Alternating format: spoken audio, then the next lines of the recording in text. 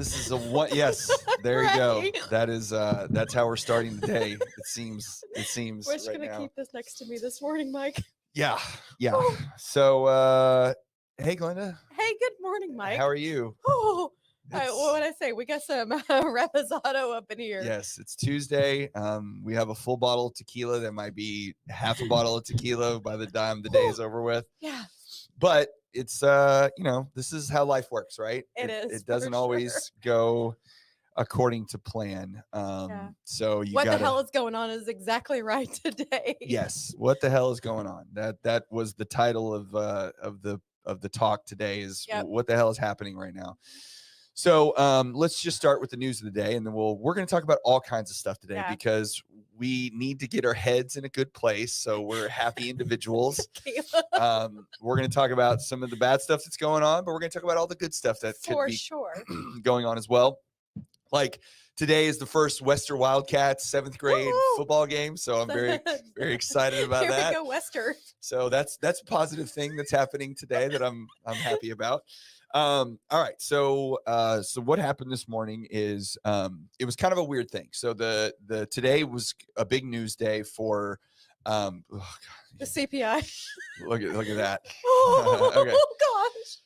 All right, so today was a big news day because of the consumer price index inflation data that was coming out. There was a lot of thought that that we would have improved numbers, which we actually did. The overall inflation number was down slightly from where it was month over month, I believe. Right. I'll need to go back and check because it's just crazy today. But what that means too, or what happened as well, is that a lot of the numbers that they were, because one of the biggest impacts on this was in energy prices. So like gasoline had gone way down, Right. which affected overall inflation positively. But things like rent, food, some other energy prices, those things, were quite a bit higher than what was expected. Right. So even though, and again, if I'm wrong on this, somebody tell me, but overall, I think the number was like down 0.1% or something like that. It was expected to be less than that. So that was part of the problem. Correct. And then the stuff that really matters, which is the thing that impacts consumers every day, like to some degree, energy prices, not gas, but just natural gas and things like that, electricity, stuff that we have to pay for every day to live is all higher, had gone up higher than expected. So the markets didn't adjust very favorably to that. Tequila. Yes. So tequila today. So this is a good place to we were talking about this before we got started and said, okay, well, we were in August or early August and rates were at, the mid fives, right? Low fives to mid fives. And everybody was like, oh, well, I'll wait. This is a lot higher than what I want. So I'm going to wait a little longer and expect rates to go down. Well, before today, we were creeping up on 6%. And after today, it may be worse than that. So, that's where things are going. So, a lot of times the lesson here is, to some extent, is do not wait. Don't wait. We can refinance down the road. Yes. So you can have days like today that happen that really impact interest rates across the board, for mortgages, because mortgage-backed securities are way down. So, so that's where we are. It's not ideal. It's not great. But tomorrow is a new day and we still have to keep chugging along, and you don't get to just go to sleep and hide in a hole and disappear, because you can't. No. Life goes on. So it's not fantastic, but we're still breathing. Change, yes. Right? So I think that's kind of the miserable cow, like I posted the other day. A lot of people love that. Well, we don't want to be a miserable cow today. Well, we probably do today, but it will change. Yes. Because it is a real estate market and it never, ever, ever stays the same. Right. Nothing, the ebbs and the flows of what it does. Yes. So for those, I think the biggest thing, if you take this away or take away, is don't wait. We have internal systems that we can help you guys run on agents. So if your client says, I want to wait, call us. We can give them a cost versus waiting analysis, a 6 month, a year trajectory to see if they waited. One, what would they do? And just they have to get off the fence. Yeah. Like, we have to bring buyers back because inventory is higher. Yep. And the only way to do that is to bring buyers back into there and know that they're okay with that payment. And Yeah. we will absolutely refinance down the road. Well, and in general, I think you said you were experiencing this, and so was I. I mean, the last month, or even last couple of weeks, I mean, we were getting a good volume of calls of people getting pre-qualified and want to go buy homes, and For sure. that the need for housing is not going to go away. The expense of housing is going to continue to increase, which is why, like you said, the importance of getting started as soon as you can and doing something is paramount, because it's not getting cheaper. Right. Now, home prices had been appreciating at a 30% clip, Right. or 20 to, overall, like the last 2 years, I think it's one was overall 30. 52%. I'm like, dude, that's not normal. And he's like, yeah, it is. I'm like, no, dude. No. Historically is what, 3 to 7%? Yeah, it's a small amount. I mean, there's always appreciation. Real estate, if you look at the historical charts, it always goes up. Right. Now there are periods of time, a year, a couple months, where there'll be dips, because of recessions and demand decreasing. Right. But on the whole, the price of real estate continues to go up. Right. And part of the problem is that they're not building. I mean, the housing starts for single family residences have almost come to a grinding halt. For sure, because builders don't want to build right now. They don't want to build. Lumber prices are still up. Yeah. Commodities price, right? I'm affecting it right now. Like, we picked tile out 7 months ago for our new house, and then we got a call, like, half of it's out of order now. So we have to go pick more out. So it is just, what do we call it? Supply chain COVID oil? Supply chain COVID oil. That's the hashtag. My husband's like, again, Glenda, and I'm like, seriously, like, it doesn't matter. We get the stuff at school. Yeah. If it's bacon, like, it's the random stuff that's out. It's all supply chain COVID oil. Yes. And there's a lot of stuff going on, and everybody's impacted differently with what's happening. The reality is that with this type of thing, with inflation, the people that are hit the hardest on this kind of thing are, I guess, lack of a better word, the working class.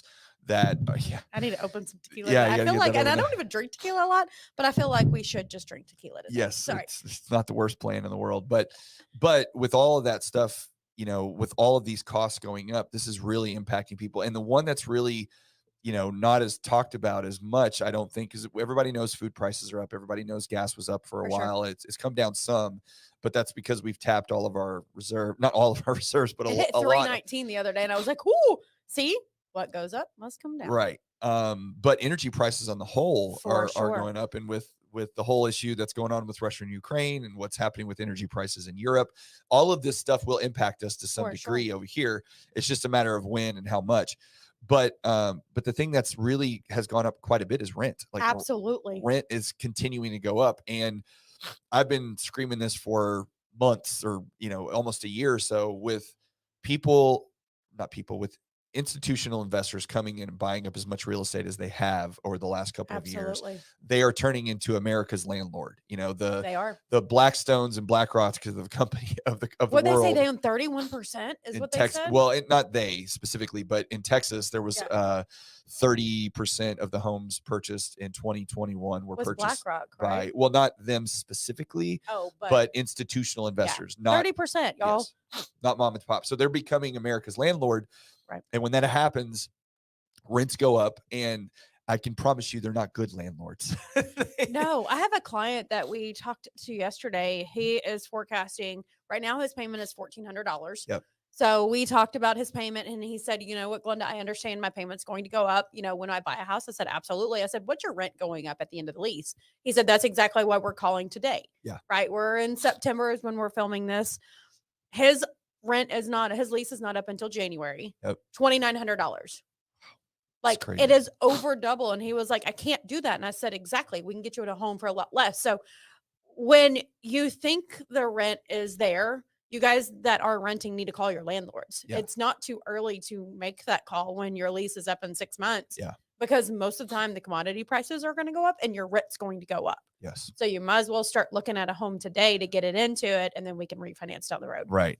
Well, and that's the thing is, at least, I mean, even if your rent's $2,000 and your mortgage payment's $2,500, there's a good portion of that that's going to equity in your house, that you're building wealth over time, and you're gaining equity in the market. So, I mean, it's still always a better idea to own than it is to rent. The problem is that, one of the issues when you have as much inflation as we've had is that savings are impacted, how much money people have available to them. But there's a lot of very good down payment assistance programs that you can use. The rates are higher with them, but it's better than renting, Or sellers concessions. We are yes, seeing a ton of those right now, yes. which is Well, amazing. and that's the benefit too right now is that yes, rates are high and they are higher than they were, and they're probably going to continue to go up, which Yes. again is the importance of getting on this as quickly as you can. But um, the prices for the homes, because sellers have to sell to some extent. Some of these people are needing to get rid of these homes. And so you're seeing prices come down some, but the bigger impact is that you're seeing your cash to close be impacted in the opposite direction, because now Right. the sellers are paying title, Right. they're paying for surveys, they're giving seller credits, they're doing whatever they can because they still have to sell the house. Right. And so so you're getting your cash out of pocket up front being reduced pretty significantly. Not Right. only you're not having to pay over like you were before, but now you're getting some costs covered. So that's coming down. But then you also have, your out of pocket expense that is really being impacted, that's Right. minimized. So even though your monthly payment is more than it would have been because of the rates, the overall expense that you're having to come out of pocket to do the loan or to buy the house is a lot less. Right. Right. Absolutely. Well, and the one thing that I had talked to a real estate agent about yesterday is you have to now agents price the home accordingly. Sellers can no longer be greedy like we were in 2020. And when I say we, like sellers, you have to price it. It's kind of the flip, right? Buyers had one shot on their offer. Yeah. It had to be one and done. It was perfect to get 100 offers. Right. Well, flip the script today. Sellers have one shot at getting that buyer in the door. Uh huh. So, agents, this is your time and you're expert, right? Because we're on the lending and the financial side. We can't tell you what to price the home, Right. but the homes that are selling right now and not sitting are priced absolutely correctly. Right. Those are the ones that you're not seeing decreases, right? Because Yeah. those are the conversations I'm having is why is it being decreased? Well, most of the time it's still priced at what the sellers wanted it to Yeah. 60, 90, 100 days ago. So we're in this flip market that agents now need to price it, and sellers need to not be so greedy on how much they're going to get out of it, because it is not 2021 and 2020 anymore. No. It has the flip, the script is completely flipped on us. Yeah. Well, and also too, as a seller, I've talked to a few that have experienced this a little bit, where you go in and you're selling your house and you're going to sell it as is, right? We're not going to do anything, make any improvements. We're not going to make it Right. look pretty or, whatever. We're just going to, hey, here's what's available. Well, that's great. The problem is that buyers don't, they have options. Right. So they It can, has to be turnkey yeah, ready now. they don't want to step into a house and have to put $10,000 into flooring or into Nope. tile or into cleaning it or what, or paint Nope. or whatever. So, your house will sell. There's plenty of people. I mean, like we talked about it, our lead as lenders, our leads that are coming in for people that are trying to get pre-qualified has actually gone up in For sure. the last month. It's increasing. So that means there are people looking for homes that are trying to buy stuff, because look, at the end of the day, no matter what, people have to sell their house because they got to move or they got to get a new job or they got to do whatever. Yep. They're retiring, whatever the case may be. And people have to buy a house because, again, they're moving, they get a new Right. job, whatever. So the market is going to continue to go. Is it the same velocity with the same volume? No, Right. but it's going to continue to churn along. So if you want to sell your house, you have to be aware, like you said, the market's flipped and you're going to have to do more things now than you did. Right. You're going to have to update the paint. You're going to have to For sure. The stuff that we stage the didn't house. have to do, Yes. you're going to have to virtually, like, not even virtually stage it. I've had some agents say they walked in the home and it was virtually staged and buyers were turned off by it. Yes. So it is back to 2018 that when sellers are presenting their home, your paint better be, your baseboards better be ready. Like someone Yes. was laughing, spraying the green grass on there, making it going through the winter. But it's perception, That's right? right. Because the buyer has one shot and there's options for buyers right now. And if you're not upgraded like everybody else in the area, then it's probably not a good time to list the home. You Right. need to prepare to do that, or prepare on the flip side to have a concession for the buyers to potentially fix and upgrade the Right. property. Yes. It is completely flipped, and it's really weird that it's flipped in this Well, quick. it's so fast. I mean, it doesn't, this is unprecedented. Like it just Yeah. doesn't happen this quickly where it No. flips over. And I understand people's fear of, wanting to see where everything goes, but the reality is again, if you're renting and you don't own a home right now, you're impacted way harder than the people that own For sure. homes, you know? Yeah. Yeah, it's not Because we can control insurance, right? right. We can't control taxes, but we can, control insurance, shop insurance, and get that down. Yeah, We can't control when someone else has the power to raise a price of a home. right. And even apartments, right? If you try to go do in a one bedroom apartment, those are $1,600, $1,800 for a Yes. 400 square foot apartment. That In our what market, at if least. in Yeah. our market, right? Yeah. Because we're in Dallas, Yeah. Dallas, Fort Worth, South Tarrant County, whatever. Yeah. And some of those are higher. So it's kind of, again, it's kind of like a balance of a budget that we have to do.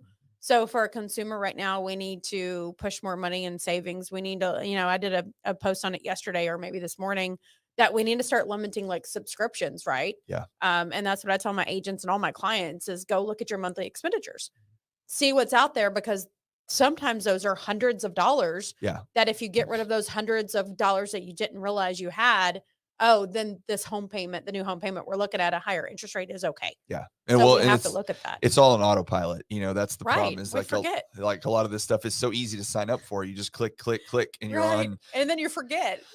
And then you look up, you're like, oh, wait a minute. I've been paying for this thing for 6 months and I've used it none, Correct. so I need to fix that. Absolutely. And you definitely have to dig through your finances. You got to look and see where your money's going out, what money's coming in. You have to be more diligent about tracking those kind of things. We can't just kind of frivolously spend like we used to. And, the thing about interest rates being where they are is there are still, one of the things that if you do own your home right now, we have more equity in housing right now than we've had in, I don't know, 20 years, as far as like Absolutely. how much people's homes are worth and what they owe on those homes. Yep. And it's really hard because if you bought your home 3 or 4 years ago and your interest rate was 3% or 3.5 or whatever it may be, and now you're going, well, wait a minute. If I did anything right now, my rate's going to be 6% or thereabouts. Right. Maybe sometimes less, a little more, it depends on your situation. But does it make sense sometimes to take expenses that you're having to pay every month and get those expenses gone by doing equity loans or whatever in order to bring down your monthly expenses? Because Absolutely. right now it's a monthly cash flow thing, right? How much money on a monthly basis are you having to put out? Right. And if you can pay off a $1,000 car that you have to pay every Absolutely. month, or you can pay off a credit card that you've had for 15 years, you're like, oh, I'm just gonna keep hammering away at this, but your payment's $400 and you got 5 of those, Right. and you can add a couple of $100 or $300, $400 to your mortgage payment, but then get rid of $1,000 worth of outgoing payments on everything else. That can make a lot of sense. Now you have to work through it. You got to talk to Glenda or myself and figure out what your situation looks like, but it's certainly something that you need to start evaluating. What are all your options on how you can keep your monthly expenses as minimum as possible? Right. And because look at your credit card, the interest rates, right? Because prime rates are typically tied to home equity lines of credits and your credit cards. Yep. So for a lot of clients, the prime rate, of course, the 30-year fixed mortgages have gone up just because the world's in a shambles, and that's why we drink tequila. That's right. But look and see what your new credit card interest rate is. I had a couple yesterday. They looked at it when we started talking about a year ago. It was at like 13%. It's at 25% now. Yeah. Well, why would you not do a cash out refinances in the mid sixes to get your monthly expenditures? They were paying almost $500 a month on a $15,000, credit card. Well, if your long-term mortgage goes down, it's a long-term mortgage, but again, your monthly expenditures for the cost of living today has to go down. Yes. Absolutely. Well, and that's the thing too, is like when you look at a credit card, you go, okay, well, my minimum payment's $300 a month, okay, or 200, whatever it is. Yeah. But what you don't look at is the fact that your interest charge last month on that balance was $600. Right. And so even though you're not charging, maybe you decide, okay, I'm not using this card anymore, we're shutting this down. Well, that's great, except for the fact that you have a $20,000 balance and you're paying $600 a month in interest. So when you pay your $300 minimum payment, your balance at the end of the month is still going to go up. It's going up every single month. And that's a really that's a hard thing. You'll look up in 6 or 8 months, or you're like, wait a minute, I've been paying this and I haven't charged anything up. Why is my balance $6,000 more than where I started? Well, it's because of the interest that you're paying on 25% on a $20,000 balance. It's not pretty. And we have to stop the bleeding. Like that was kind of what the hell is going on is we're in this market that lenders haven't seen, like consumers haven't seen. It's not 2008, right? Because at that time there was predatory lending. Yeah, I was at Control, but that was pre Glenda. That was pre Glenda, so I was not involved in that. Right. But I originated some of the loans after, and there's so much scrutiny on loans today to get into the loan. Right. That's why it's not 2008. Right. Because 2008 before, if you say it was $3,000, well, they put 30,000.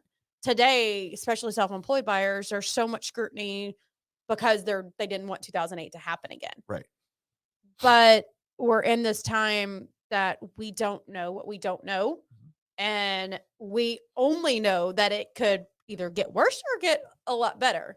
My fear and what we talked about, the fear is it's going to get a lot worse before it gets better. Yes. So that's why it's so great to have a local lender like us to reach out. We talk budgeting, finance strategies, get you on a game plan that if it's not today or tomorrow, like we can help walk you through that. Yeah. And that's the thing too, is like, I'm not saying you should spend a lot of time online, but if you go Do not, y'all. If you go on and you look at what, the ones in the know, or however you want to consider somebody like that, is saying, the general sentiment right now is that it's going to get worse. The crash. They keep using crash. Yes. Well, they have to use crash because that's a negative connotation and news negative sells. And just to be clear, we're not talking about housing necessarily. Yeah. We're talking about everything. Yeah. Like, we're talking everything. the whole thing, like stocks and bonds, and I mean, all of it. So it's the difference, what you were saying between 2008 and now, is like, for sure, housing, the values have gone down, rates have gone up, demand has decreased, all that stuff, and it's impacting the market. But that's not the crux of all this. That's just one symptom of a much greater problem, for sure, that we're kind of experiencing right now. And so that's the thing. I think anybody looking for a house thinks, oh, well, I just need to wait on the housing market. It's like, it's not the housing market. There's a whole bunch of stuff that is not going the direction that they want it to go. And, if you're in a situation where other people get to dictate what your expenses are, which is your credit card bills, they get to tell you what your interest rate's going to be, so your payment's going to go up. Your landlord gets to tell you that your rent's increasing because his cost of owning the property is going up. So you don't going to the grocery store to buy milk, the grocery store is telling you that is going up. Like, you have no control over that. So at least get in a place where there's something in your life that you can control, and your housing and what you own and your property is something that you can do. That's one of the few things right now, it feels like, that you can control. Now, if you want to go buy a used car, I think it's much better than it was. Yes, it is probably going to get a lot better for used cars. Yeah, you've had some car trouble. Oh my gosh, let me tell you. So, FYI, when you buy a used car, make sure you get the extended warranty. Okay. Lessons learned from Glenda. Get extended warranty. $17,000 on my 2019 Tahoe because the transmission completely slipped. And then a couple days later, my husband's 2020 Ford, his check engine light came on. And then we have a old Chevy that my daughter loves, that's paid off, that is like, it's kind of like one of those 1994 screen. So if you were a millennial like me, 98, like, it was the perfect truck, so we're not getting rid of it. Right. Well, he took it to the shop the other day and they said, oh, your axles are about to fall off the back, like literally. So yeah, so the word of the wise is, we always maintenance our cars, but the maintenance light didn't come on. Right. I felt it come on. You felt the light come on? No, I felt like the engine. I called my husband and I was like, crap, what did I do to my car? And he was like, Glenda, it's fine. And he was like, oh crap, it's really wrong. Yeah. And then when they called us, it was $17,000 of transmission. But the whole thing about it is get the extended warranty. Right.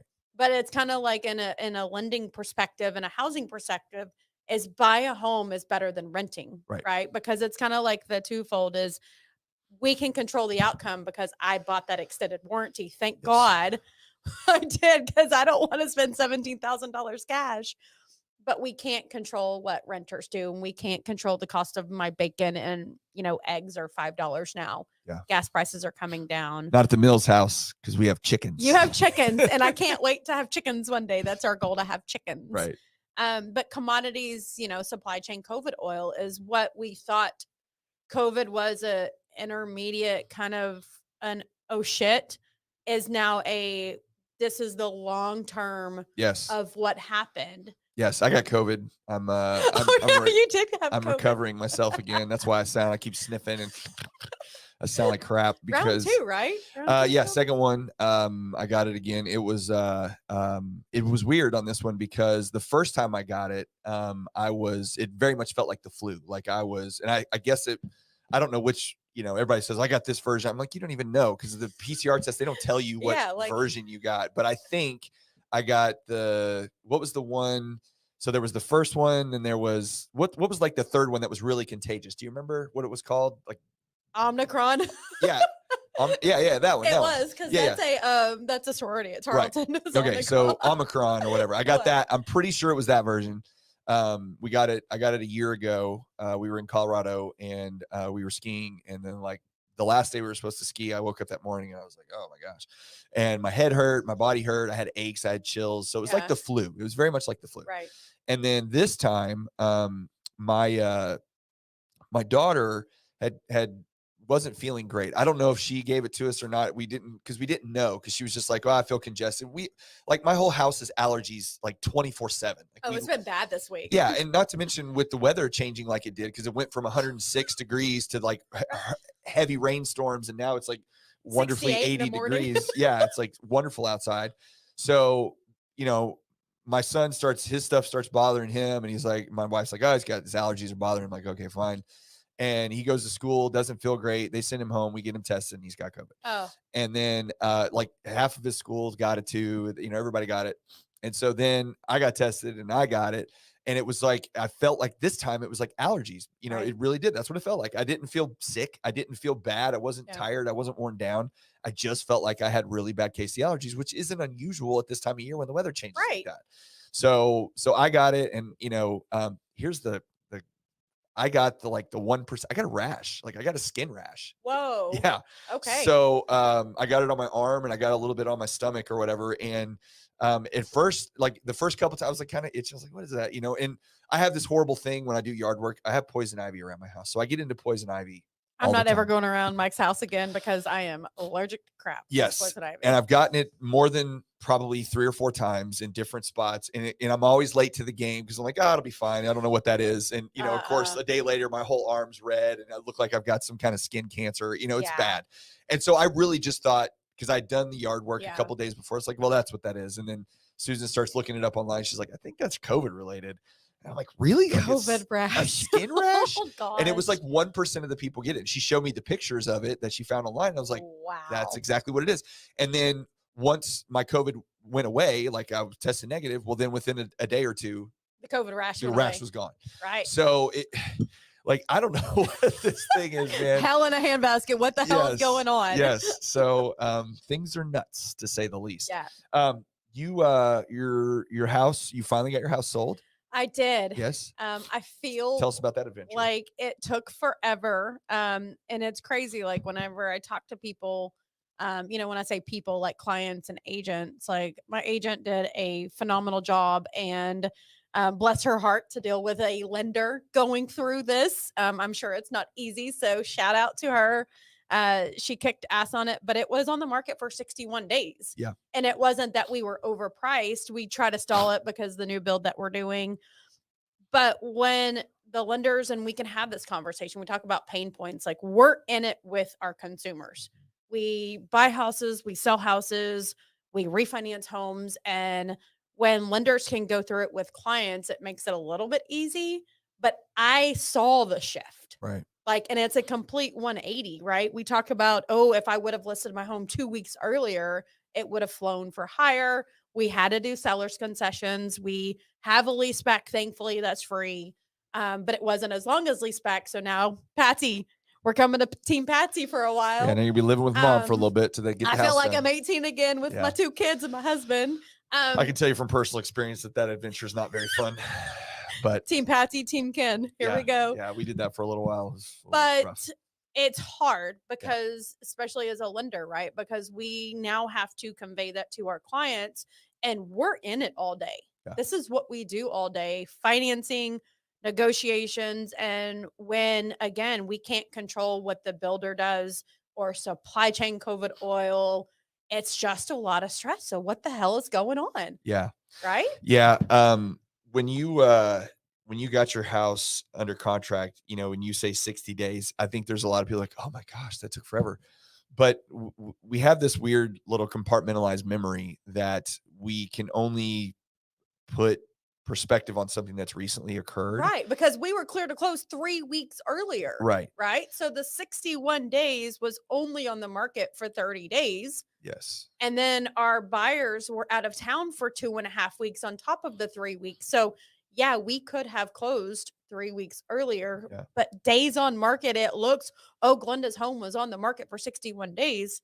Well, it's because the buyers weren't in town for 3 weeks. Yeah. Well, and there's tons of circumstances like that. But my Yeah. point was just that the last 2 years, that would have been unusual. For sure. Right. But go back to 2019 and 2018. That's normal. That's very normal. That's normal. It's hard because even as realtors and lenders and buyers and sellers, the last 2 years has just been insane for Right. a million different reasons, right? The overall market has just been nuts.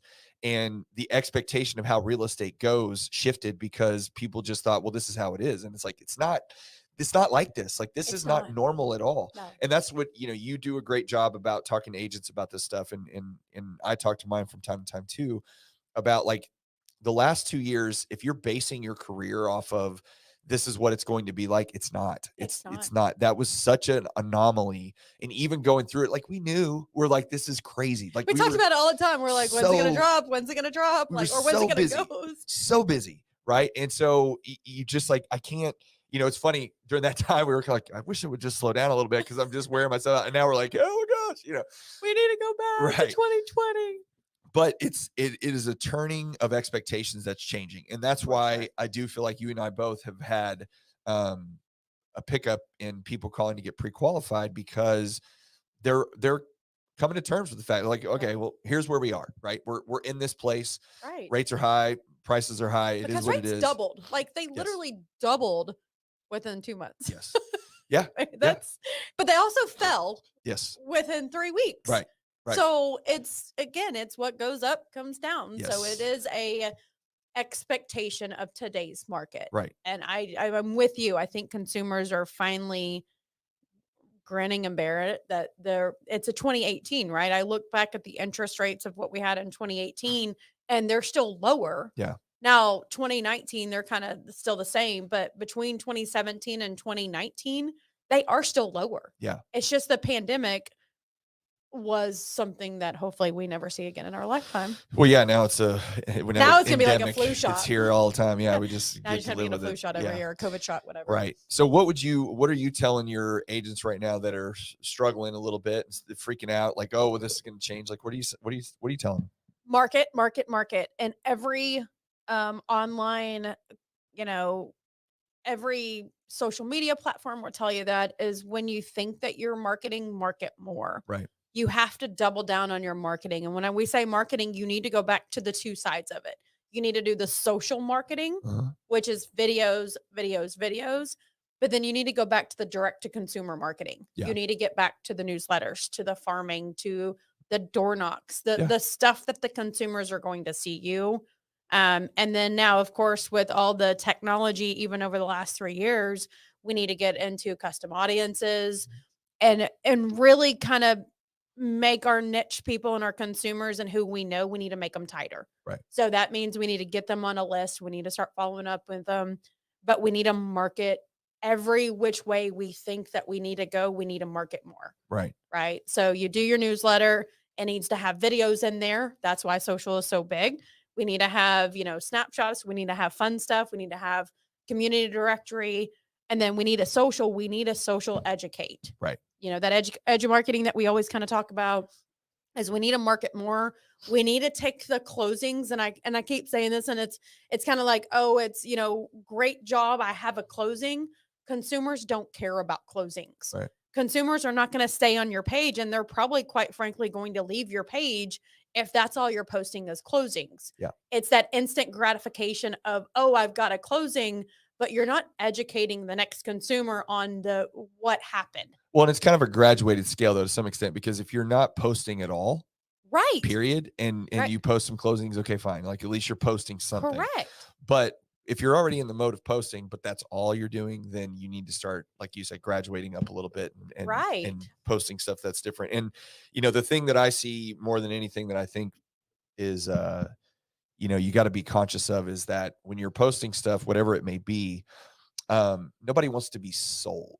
You know what I mean? Absolutely. They don't Intentional. they don't want to be told, "Hey, call me now to buy and sell your house," or whatever, Yep. because of course that's what you want. What they want is they want information. Right. They want knowledge. They want, okay, what's happening in the market? What are home prices looking like? Right. What I want to list my house. What do I need to do to make sure I can get as much as I can Absolutely. get for it? Like those are the types of things. If you're going to post on a regular basis, that's the kind of stuff you probably need to be focusing on, is For sure. providing something of value Mhm. to your audience. So that way they come back looking for more. So then when it does come time for them to buy or sell, they're going to give you a Right. call because they see you as the expert, not just somebody that is like, "Hey, please call me if you want to sell your Right. house." Right. Because it is, you can't be salesy in a sales environment and in a social environment. Yeah. Because we understand in the world of social media, which is ever changing every single day, even the algorithms know when you sell. Yeah. And when you're too salesy, they don't push it out, Right. which is crazy. So you have to be on every platform. And I know we kind of had touched on this, is no matter what, you need to have a footprint on every platform, Mhm. because there's a different consumer on every platform. Yeah. Right. I had a breakfast meeting with an agent the other day, and she's super new and she's killing it out there. And I sent her a video and she was like, "Girl, I'm never going to watch a YouTube long form video. That's Mhm. not her style." Right. And it got me thinking of, oh crap, you're right. And you're a millennial real estate agent and you're not on there, but she gets a lot of business from Instagram. Right. But the flip turn, an agent this morning lost all of her contacts. There's something wrong with the cloud. And the flip turn of that is that's why we have to have everything in a centrally located backup system, Yeah. right? Custom audiences, an Excel spreadsheet. We have to go back to name, phone number, and email in an Excel spreadsheet, because what happens, right? The day that Facebook went down, we need to have another platform. Mhm. If marketing goes down and Got to have a backup plan. we got to have a backup of a backup. Yeah. And this is why it's systems today need to be more prevalent than anything that we do in a market that agents don't know what to do. Yep. Get your systems in place so when it does flip back around, You're ready to go. it's ready. It's go time. Yeah. Yeah. Yeah. I think that's a big key too, is like, if you're having a lull, which, we all are to some extent, then this is the time to really get your processes in For place, sure. get yourself ready to go. Cause like you said, the market's going to change it's anybody's guess, Right. but it's going to go back the other direction. So you need to be ready Right. when that happens, because the demand will come back and there'll be people, calling you. And if you're not prepared, then the next guy or Right. gal who is, will get the business. So, And that's the social, and I know we're running up on 37 minutes, but Yeah. that's kind of the social part of it that it's missing. right. Right? That agents are still too scared to get on video. Mhm. And this is why we can schedule a one-on-one. You don't have to show your face on video. You just have to do video, Right. because when it does flip back around and the demand goes way high again, who do you think consumers are going to go after? Yeah. They're going Con- to see you. they're going to social validate, Yep. is maybe a good word to do it. And Yeah. if you're not on social, you're going to miss the boat on the other side. Yes. Well, we rambled about a lot of stuff today. What the hell's going on? For 40 minutes And tequila. and tequila and all kinds of stuff. So, the bottom line is that you can only control what you can control. For sure. And so, there's a lot of craziness going on, and there's a lot of, uncertainty out there, but, focus on what's in front of you, keep your eyes moving forward. I love Dory from Finding Nemo. Like, you Keep just swimming. keep swimming. Yep. You got to keep swimming. You got to keep trudging along, because if you don't, and if you fall into the pit of despair and the poor me's and all this kind of stuff, Whew. I promise you it doesn't get better. No. So, if you can control your brain and keep yourself in a positive place, Yep. and keep on keeping on, Yep. you'll get through it just like will. everybody else. And it's just the we're ebbs just and the going flow. through we're just going through uncertain times, and everybody's working their way through it in their own way. So, I think that, we'll hopefully in the near future, we'll all look back on this and go, okay, well, that was interesting.